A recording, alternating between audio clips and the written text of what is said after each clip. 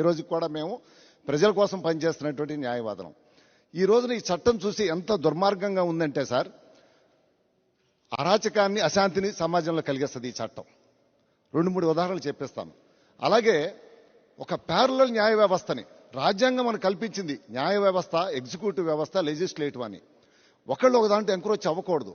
ఇప్పుడు దీన్ని ఆ ఎగ్జిక్యూటివ్ వ్యవస్థని న్యాయ వ్యవస్థలోకి ఎంక్రోచ్ చేసేసింది ఈ చట్టం ద్వారా. ప్యారలల్ జ్యుడిషియరీని కండక్ట్ చేస్తా ఉంది దీన్ని.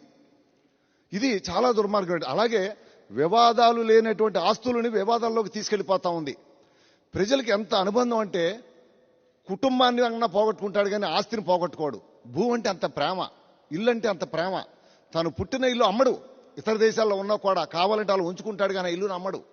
అంటే అంత ఈ ప్రజలకి, ప్రత్యేకించి భారతదేశం ఆంధ్ర రాష్ట్ర ప్రజలకి భూ అన్న ఆ పెరిగిన వాతావరణం అన్న అంత ప్రేమ అనమాట.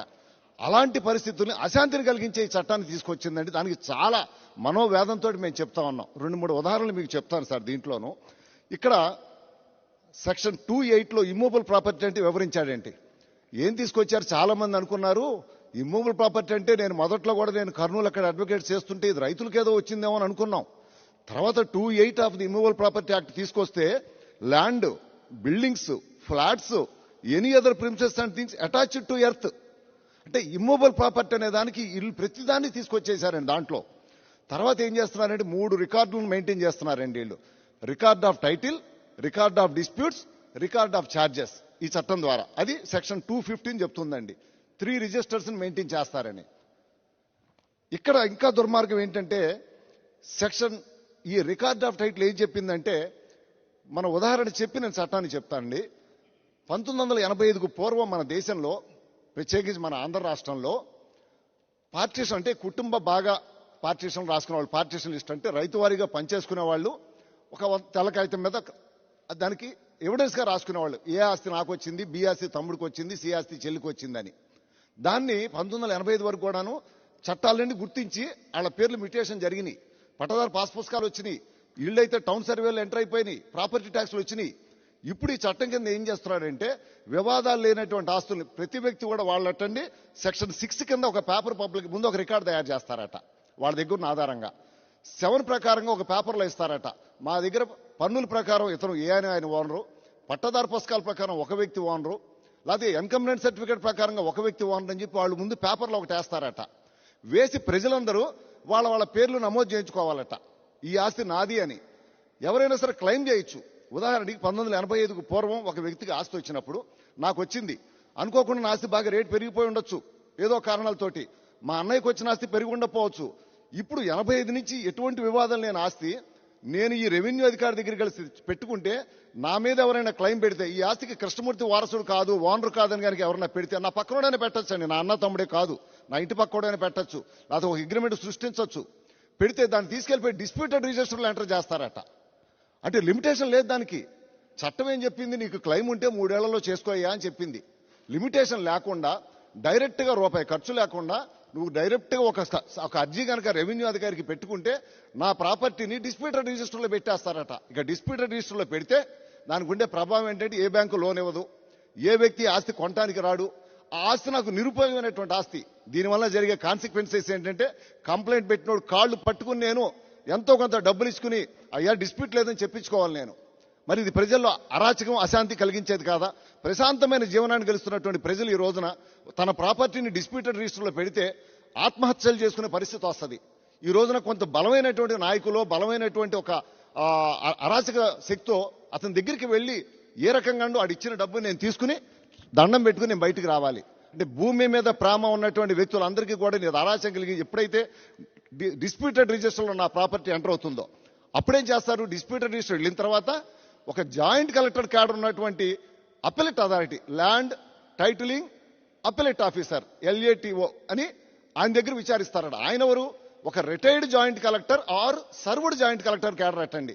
ఎంత దుర్మార్గమో చూడండి. కనీసం అంతకుముందు చెప్పినటువంటి ఈ మోడల్ కోడ్లో నీతి ఆయోగ్ చెప్పిందంటే ఏం చెప్పారంటే ఒక న్యాయమూర్తిని నియమించమని చెప్పారు. అలాంటిది పోయి ఒక రిటైర్డ్ జాయింట్ కలెక్టర్ విచారిస్తాడట. కింద టైటిలింగ్ ఆఫీసర్ దగ్గర ఒక క్లెయిమ్ వచ్చింది, తీసుకురండి ఈ డాక్యుమెంట్స్ అని. మరి అతను ఏం చేస్తాడు, అతనికి ఎవరు చెప్తే డబ్బుకో అనేక రకమైన ప్రలోభాలకు లోబడే ఇది నా ఆస్తి కాదు ఇంకోటిదని చెప్తే దానికి రివిజన్ వెళ్ళాలట, న్యాయస్థానాలు లేదు. రివిజను అప్పీల్ అనేది మా న్యాయవాదులు చాలా మంది తెలుసండి. అప్పీల్ అంటేనండి టోటల్ రికార్డును పరిశీలిస్తారు. రివిజన్ అంటే apparent error on the record. అరే అసలు నోటీస్ ఏమైనా ఇచ్చారా లేదా అట్లాంటిది ఇవ్వకుండా పాస్ చేసావో చూస్తారు తప్పితే అతని క్లెయిమ్ జెన్యూనే కాదా చూడరు. రివిజన్కి అప్పీల్కి ఆ తేడా ఉంది. ఇలాంటి పరిస్థితుల్లో న్యాయ వ్యవస్థలోకి చొరబడి ప్రజలలో అశాంతిని కలిగించేటువంటి చట్టం నిజంగా ఒక దుర్మార్గమైనటువంటి చట్టం. దీన్ని రెవెన్యూ వాళ్ళకి ప్యారలల్ అడ్జుడికేటరీ సిస్టమ్ ఇచ్చేశారు. న్యాయ వ్యవస్థ చేసే అధికారాలని రెవెన్యూ వాళ్ళకి ఇచ్చేశారు. మొన్న మినిస్టర్ గారు చెప్తారు మీటింగ్లో, అసెంబ్లీలో చూశాను, న్యాయ వ్యవస్థలో చాలా ఆలస్యాలు జరుగుతున్నాయి కాబట్టి రెవెన్యూ వాళ్ళకి అడ్జుడికేటరీ పవర్స్ మేము ఇచ్చేసామని. ఎంత దుర్మార్గం అంటే రెవెన్యూ వాళ్ళకి అడ్జుడికేటరీ పవర్స్ ఇచ్చేసి ఈ రోజున అది కాక నా ప్రాపర్టీ డిస్ప్యూటెడ్ రిజిస్టర్లోకి వెళ్ళిపోతుంది. ఆ తర్వాత ఇంకోటి ఏం చెప్పారంటే ఈ ఎంట్రీస్ అన్ని 2 సంవత్సరాల తర్వాత కంక్లూజివ్ ప్రూఫ్ అయిపోతుందట, మార్కెటబుల్ టైటిల్ వచ్చేస్తుంది. ఎందుకంటే నేను అన్ని సెక్షన్లు చెప్పనండి, 2-3 చెప్తాను, మిగతా మిత్రులు చెప్పాలి కాబట్టి. ఇంకా ఒక దుర్మార్గం ఏమిటంటే నేను ఇచ్చినటువంటి సమాచారం రెవెన్యూ వాళ్ళకి తప్పైనా, ఇవ్వాల్సిన ఇన్ఫర్మేషన్ ఇవ్వకపోయినా 6 నెలలు జైలు శిక్ష, 50,000 penalty అట్టండి.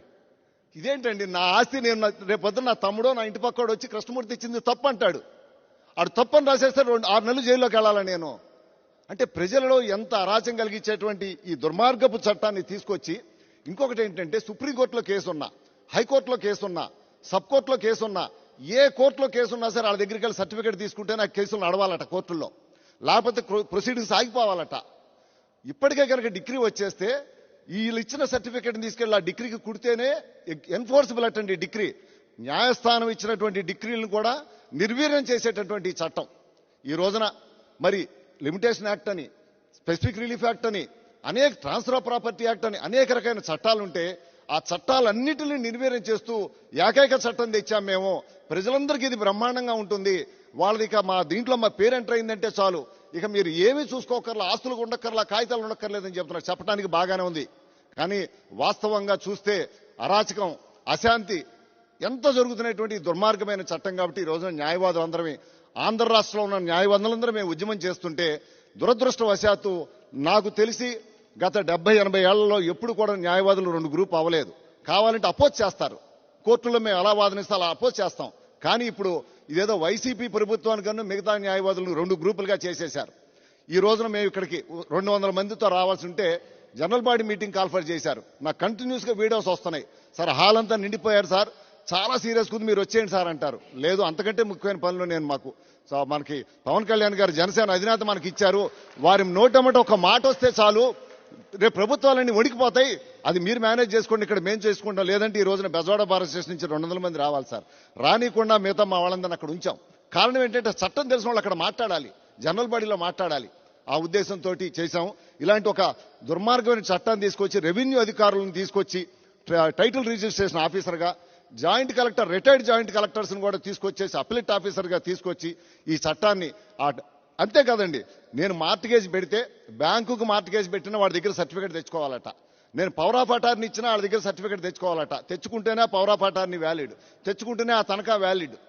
Transfer of property act చెప్తా ఉంది చక్కగా ఏ రోజునైతే ట్రాన్స్ఫర్ జరిగిందో, ఇంట్రెస్ట్ జరిగిందో ఆ రోజు నుంచి అతను హక్కులు వచ్చినాయి అని.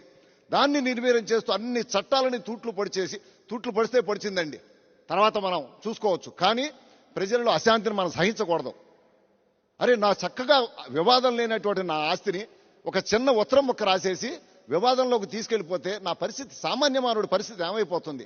ఆ ఉద్దేశంతో ఈ రోజు న్యాయవాదులు అందరమే రోడ్ల మీదకి వచ్చి మేము ఉద్యమాలు చేస్తున్నాం. మా ఉద్యమానికి తప్పనిసరిగా మరి జనసేన అధినేత మాకు తప్పనిసరిగా మాకు తోడు నీడగా ఉంటారని, మా ఉద్యమాన్ని సపోర్ట్ చేస్తారని, ఈ రోజు మా బాధల్ని ప్రజల తరఫున మేము చెప్పడానికి వచ్చాం. మమ్మల్ని ప్రజల లెవెల్లో కూడా వెళ్ళనీయకుండా మేము మీటింగ్ పెడుతుంటే అరెస్ట్ చేసేస్తున్నారు. చాలా దుర్మార్గమైన పరిస్థితుల్లో ఈ ప్రభుత్వాలు ఉన్నాయి. దీనికి ఈ అవకాశం నాకు ఇచ్చినందుకు మిగిలిన న్యాయవాది మిత్రులు ఉన్నారు, కొన్ని విషయాలు వాళ్ళు కూడా చెప్తారు, మొత్తం నేను చెప్పకున్నాను. సానుకూలంగా మా ప్రజల యొక్క బాధలని మా తరఫున విన్నందుకు హృదయపూర్వకంగా నమస్కారాలు తెలియజేసుకుంటూ సెలవు తీసుకుంటాను.